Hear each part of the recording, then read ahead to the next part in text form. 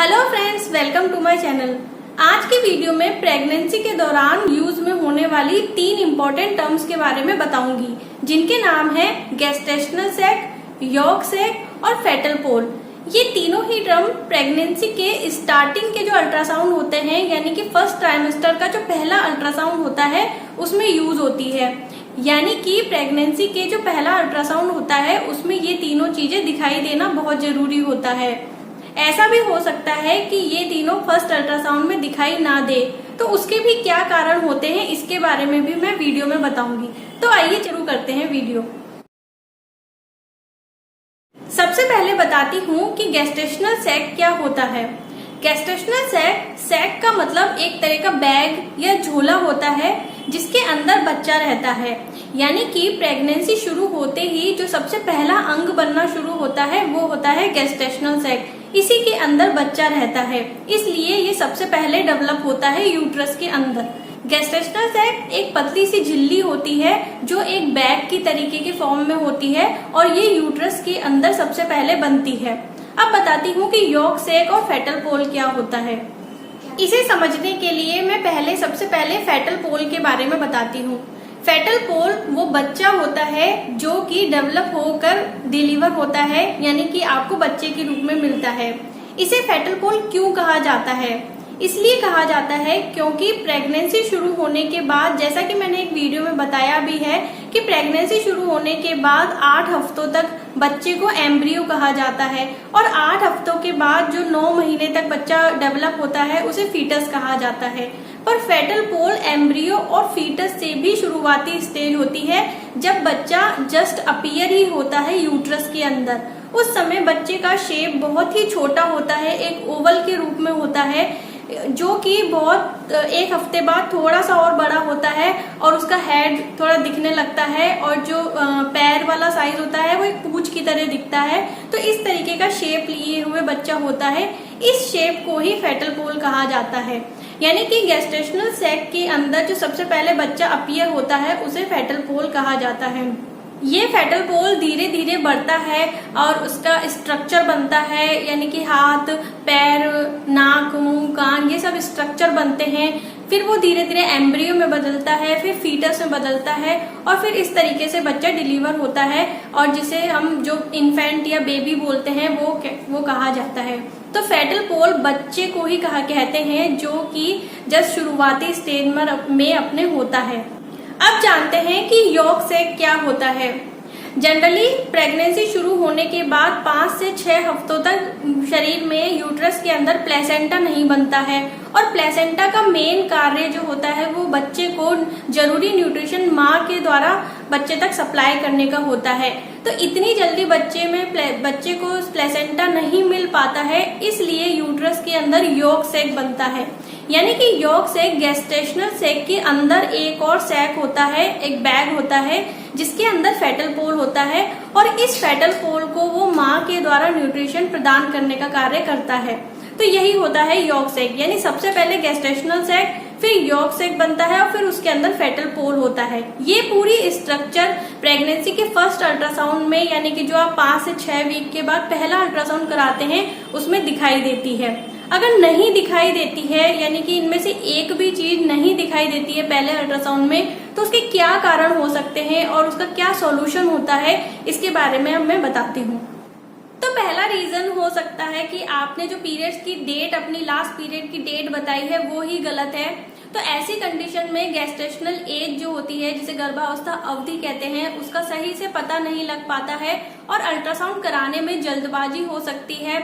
ऐसी कंडीशन में gestational sac या फिर यॉर्क सैक अगर नहीं दिखाई दे रहे हैं तो उसका रीजन ये हो सकता है कि इतनी जल्दी वो बने ही नहीं होते हैं, तो फिर दिखाई नहीं देते हैं। ऐसी कंडीशन में डॉक्टर 1 या 2 हफ्ते बाद फिर से अल्ट्रासाउंड कराने को रिकमेंड करते हैं, ताकि हो सकता है कि 1 या 2 हफ्ते बाद वो बनना शुरू हो जाए या फिर दिखाई दे दे। इसके अलावा जो वजाइनल अल्ट्रासाउंड होता है वो 4 हफ्तों में या 5 हफ्तों में कराया जाता है। उसमें और ज्यादा क्लियर पिक्चर दिखाई देती है, तो वो भी कराने की सलाह आपको दी जा सकती है कि अगर एब्डोमिनल अल्ट्रासाउंड से ये चीजें डिटेक्ट नहीं हो पा रही है तो हो सकता है कि वजाइनल अल्ट्रासाउंड में दिखाई दे दे।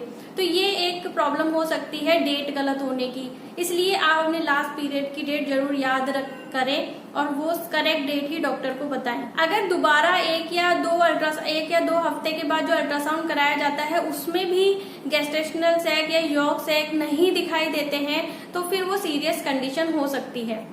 दूसरा रीजन होता है कि आपकी प्रेगनेंसी की शुरुआत में ही मिसकैरेज हो गया हो, तो ऐसी कंडीशन में फेटल पोल नहीं बन पाता है और इस वजह से यॉर्क सैक भी नहीं बन पाता है, यानी कि शुरुआत में ही बच्चा सरवाइव नहीं कर पाया हो या फिर उसका मिसकैरेज होने से ये चीजें फिर दिखाई नहीं देती है और पता नहीं चल पाता है कि मतलब प्रेगनेंसी का टेस्ट पॉजिटिव आता है पर यॉर्क सैक और फेटल पोल नहीं बन पाते हैं, तो ये भी एक रीजन हो सकता है।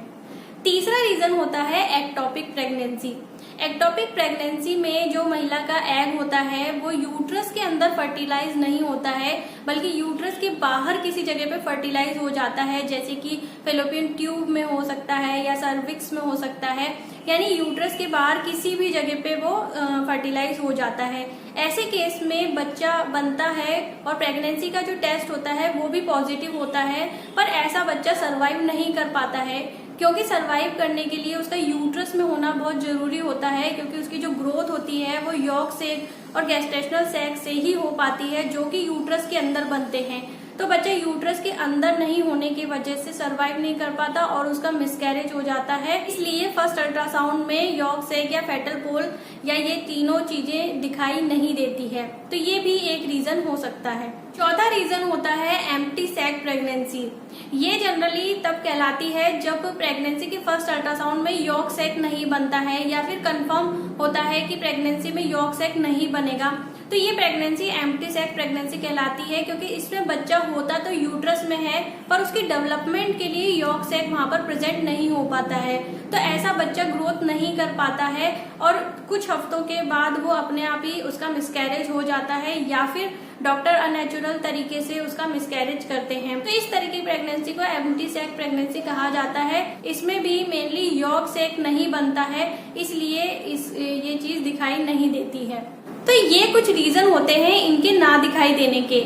एक जरूरी सलाह जो मैं देना चाहती हूँ कि जैसे ही प्रेगनेंसी कंसीव होती है उसके बाद या उससे पहले ही अगर आप प्लानिंग कर रहे हैं प्रेगनेंसी कंसीव होने की, तो अपनी लास्ट पीरियड की डेट जरूर नोट करके रखें, क्योंकि ये थ्रू आउट प्रेगनेंसी में बहुत इंपॉर्टेंस रखती है, क्योंकि सारी कैलकुलेशन जो ड्यू डेट होती है इन सब की कैलकुलेशन इसी डेट के अकॉर्डिंग की जाती है। इसलिए अपनी लास्ट मेंस्ट्रुएशन पीरियड की डेट हमेशा याद करके और नोट करके रखें ताकि प्रेगनेंसी कंसीव होते ही आप डॉक्टर को ये बता दें अपनी करेक्ट डेट। इसके अलावा आप तुरंत डॉक्टर से कंसल्ट करें और जो भी वो इंस्ट्रक्शन देते हैं जैसे कि मेडिसिन देना या जो भी मेडिकल गाइडेंस होती है वो देना।